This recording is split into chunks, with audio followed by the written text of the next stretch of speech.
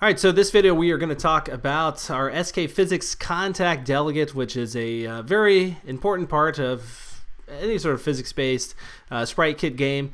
What we're going to do is make it so that one of our classes, our game scene class, can detect when two specific objects collide with each other. And that doesn't necessarily mean that they have to connect or not share the same space, okay?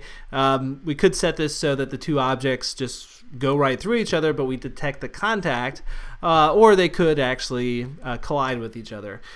So to get this started, let's go ahead and just drag out a sprite right here, and to be sure I get this in the right place, I'm going to put one of my flippers in the upper rotation. So I'm going to move this one to 30, and I'm going to make sure that this box just barely comes into collision with this guy. Okay, so I'm going to move it down just a little bit. All right, and I guess it doesn't really matter too much. I could put it down a little bit further too. As long as I know that when it goes up, it's going to connect with this, okay? And let's call this flipper stop. So that's going to be the name of it. And we'll move this guy right back down again to -30. And then let's go, and so hopefully that gives you an idea of what's going to happen here. This, when it goes up, if it connects with this, then what we're going to do is go back down into our flipper class, and we'll call lock flipper up, which makes sure it's dead set at that upper rotation, and then we do all the locking mechanisms for it. So it doesn't move any further. Okay, a few steps we got to go through. First off, in our game scene class, in our main file, put a comma after SK scene, and you're going to write in here SKPhysicsContacts delegate. All right, so that means that this class is going to be responsible for detecting some of those collisions. This is obviously something that's going to happen regardless of the device type, so we don't want to put anything inside of an device specific if statement. And with that in mind, come over here to the very top of this and write physics world.contact delegate is going to equal self. Okay, so we're just kind of further iterating that this guy is going to be the contact delegate, so it will be able to listen out for those contacts. And I like to put this in a dedicated Swift file just dealing with our physics. So let's go back over here to new file, and we want to find a Swift file. Once we do that, right in here, game scene, and then underscore physics seems like an appropriate name for this. Be sure that both of these targets are checked off. Click create. All right, so there it is. And yet again, and as always, we're going to import in Sprite Kit. This is going to be an extension of our game scene. And let's go ahead and do those opening and closing brackets. Let's get the output window out of the way. All right, now if you've done everything correctly, what you should be able to do is write in here func and then did begin contact. There it is. Just hit the return key, and from here on, what we get to do is reference this contact parameter that gets passed into the function, which contains data about what two things have begun contacting each other. And what's also neat is you can do sort of the opposite of this, which is did end contact, which so far I haven't found a use for in this project, but I'm sure we will, okay, because I haven't built this up to the end yet. Yeah, for right now, did begin contact is going to do the trick for us. But what we need to do now is categorize our flipper and our flipper stopper, for lack of a better term. So to do that, let's deal with our flipper because we've already got that in place. What we need to do is and I'm going to do this, I guess, right here in the initial setup. Self.physicsBody.category bitmask, and this is going to equal a body type dot flipper dot raw value. And just as soon as you put that in there, realize that we've not actually defined either our body type or our flipper within that. So, but this is how it's going to look. This is good. Basically, we're just IDing things by giving them a raw value, which essentially just translates down to a number. So let's go ahead and start defining things over here in our main game scene file. Up at the tippy top of it, what you're going to want to do is and this is actually going to be outside of the class itself. And the neat thing about this is when you do that, any of your other classes are going to be aware of these variables. Okay, and the type of variable is going to be unsigned integer. You just write UINT32, and the way that you define these is going to be like this. So case flipper, this is going to equal 1. What are you complaining about? I don't know what it's complaining. Oh, I got to put equal sign. And then you start multiplying them by 2. Okay, so if the next one, let's say it's going to be ball, right? That's going to be 2. And let's just kind of put in here some dummy ones for now. Bumper, this is going to equal 4. On up and up and up again, right? Let's go ahead and put our flipper stop in here. And can anybody guess what the next number is? It's 8. All right, so powers of 2 here, going on up to I can't remember the highest number. It's pretty high up. And in fact, I think actually the highest number you can put in, they show you over here. I think that's it. I believe. No, that doesn't make much sense because that's not an even number. Well, anyway, it doesn't much matter. I'm sure you won't run out of numbers to work with. Okay, so what we've done is got our flipper and our flipper stop. Those are the ones that we care about for right now. And you should notice that when we go back over here to your flipper class, this is A-OK. All right, so that's the category bit mask. Now what we want to do is start defining who or what this can interact with. So, and let me begin typing this. All right, we're going to write physicsbody.collision bit mask. All right, this is who the flipper can actually collide with, okay? And what that means is that the two bodies, like in real life, cannot intersect each other. So if I go bump my buddy, I can't pass through him like a ghost, all right? So that's our collision bit mask. So as you are developing up your physics-based project, you guys start thinking about, who do we not want to collide with, right? Or not want to go through, I should say. It's who we do want to collide with. And a pinball board is actually kind of a unique one in the sense that the ball is really the only thing that's usually non-static or moving around from place to place. Most everything else is kind of stuck where it is, so you don't have to worry about this too much here. Now, the next part of this is who do we care about this actually contacting, all right? And these words, well, all these are kind of similar. They all begin with C, don't they? It's hard to remember these, okay? Collision and contact. Contact means that these are the ones that we're actually going to start listening out for in the game scene class, all right? And let me go ahead and just fill this in, and I'll show you how I tend to remember it.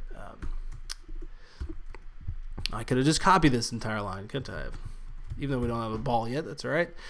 The way I remember this is that there's the word contact, right? And what are we listening out for here? What's this class delegating? It's physics contact delegate, right? So just remember that keyword is contact, all right? That's the one that we are going to listen for inside of here. Did begin contact, right? Got it. Okay, let's go ahead and before we start writing in here, we really need to work with our flipper stop class, for lack of a better term. So if you want to, just go ahead and duplicate this file, the flipper, right? And we'll just call this flipper stop. And before you get too far into this, go ahead and be sure that this is now renamed to flipper stop. You don't need these. You don't need all that. You don't need any of this good stuff right over here. So this is now going to be flipper stop. All right, we don't want our flipper stop interacting with our ball in any way, okay? And we do want it to collide with the flippers. Do that. Do that. And really, if one of these is defining that it's going to do something with the other one, You don't have to do it with both of them, although I tend to make sure I on both ends I set it up. Okay. All right. Now what we need to do is actually go over here to our game scene class. We never gave this a physics body, so what we're going to do is just give this a bounding rectangle. That'll work. Dynamic, allows rotation, all that stuff we are going to turn off. And then what we want to be sure we do is just naming this flipper stop is certainly not enough. We want to give that an actual custom class of flipper stop. So again, the name here doesn't really matter too much. We could call this bottom flipper stop or something like that if you want to be a little bit more descriptive. But the important thing is it's got that custom class, and then we can go over here to our game scene file. And what we want to do is when we're setting up our children, if we run into, let's make this an else if statement, flipper stop. And I probably should give my instance name something a little bit different than the actual class name. So I'll call that flipper stopper. So we're going to write flipper stop, node as flipper stop. So basically if that passes as being a flipper stop, then we're going to call setup. And as soon as we call it setup, that means that it's got these category bit mask and all that good stuff set. So we can now head over here to our did begin contact statement. And within here, what we're going to do is write if contact dot body a dot category bit masks, there we go, there's that term again, equals body type dot flipper dot raw value, and find the ampersand symbol there, and contact dot body a, so this is the second body that is contacting something else, category bit mask equals, and let's try to make it so we can write all this on one line, body type dot flipper stop dot raw value. And really these raw values just come down to being what we set up over here, right? These are the raw values for them. Okay, so we're kind of just saying if something equals 1 and this other thing equals 8, then we know that we've run into our flipper running into the flipper stop. Kind of a layman's way of defining it, but here we go. All right, now these always come in two. They're like Sith, okay? So we have to put in here an else if statement and then change around flipper to being flipper stop and then flipper stop to being flipper, because we don't necessarily know that the first body is always going to be the flipper and the second body is always going to be the flipper stop. It could be that, when the text of the collision, the flipper stop was the body A, right? Okay. But from there, what we have to just do is write if let some flipper, doesn't matter who, we don't really care if it's right or left, contact dot body a dot node. So that's the node that represents the flipper, right? It's very similar to what we were just doing with our setup statement. If that passes as being a flipper, then what we're going to do is say some flipper dot lock flipper up, and that's what we put in at the end of the last lesson to lock our flipper in that upward position. And then you can just copy that line around and just be sure that you switch this now to being body B, because remember this time in this version of it, body B is our flipper. So dare I say we're ready to test this out. This would be a good time for me to hit pause and get disappointed off screen. Not live, but let's just run it anyway and kind of assume I got everything right. Okay, so I'm not gonna press down. And hey, look at that. So they are stopped. Now, does it seem like that moves? Yeah, it does. Look at that. Even though it's pinned over there. So that brings us to that little hack that I mentioned a couple videos ago. Go back over here to your flipper class, and what we're going to do is put in here a variable for our initial position. All right, initial position. This is going to be CG point. This is going to equal CG point 0. But as soon as this file gets set up, we're going to say that the initial position is going to equal self dot position. All right. So now we're just saving a variable of where this flipper initially was when the file loaded up. And what we're going to do is make sure that it always stays there. So we're going to write a function called update. Okay, and then I come down here, and we're just going to say self.position equals initial position. And we're going to do a little bit more of this update statement, but what we need to do is make sure that that actually gets called whenever the basically the class or the scene, the main scene, is not paused. Okay, so go over here to your game scene.swift file, and we should already have inside of here, easy way to find it, there it is, the default updates statement that came with the file. And you can see in here they left you a little note that says call before each frame is rendered. All right, and if the scene was ever paused, so for example you had something like this, self.pause equals true, this update statement wouldn't run, and you probably wouldn't want to put that in there. You put it anywhere else. So this is a neat way of making any other class, subclass, or sprite class not do their thing as long as the main scene isn't running. So as long as it's running, what we're going to do is iterate through, you guessed it, the children in the scene. So for node in self dot children, there we go. And yet again, if let, I'll put in here some flipper equals node as flipper. So if that passes muster, then we're just going to write in here some flipper dot update. Okay, and let's give that a little test run.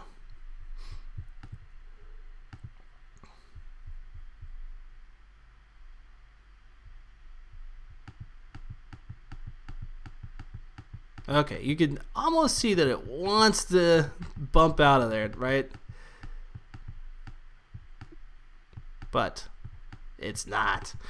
Okay, so another thing you could consider doing inside of the flippers update statement is testing to see who is, well, if, yeah, I guess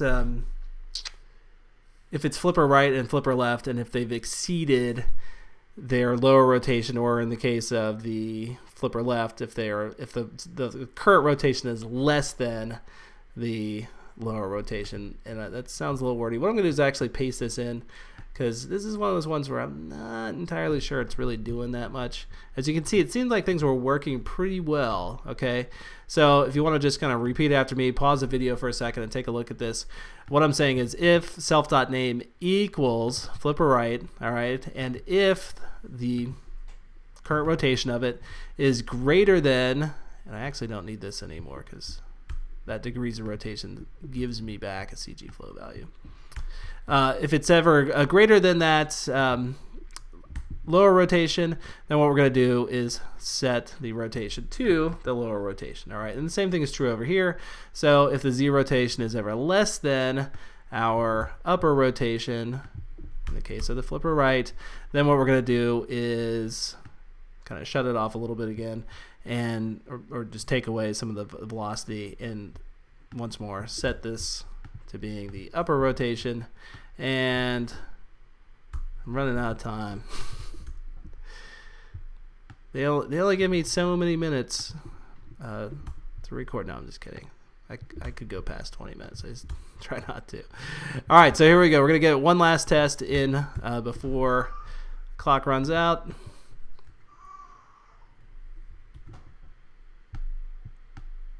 And there you can see it's basically doing the same exact thing before. So like I was saying, it's questionable how much that is actually doing for us.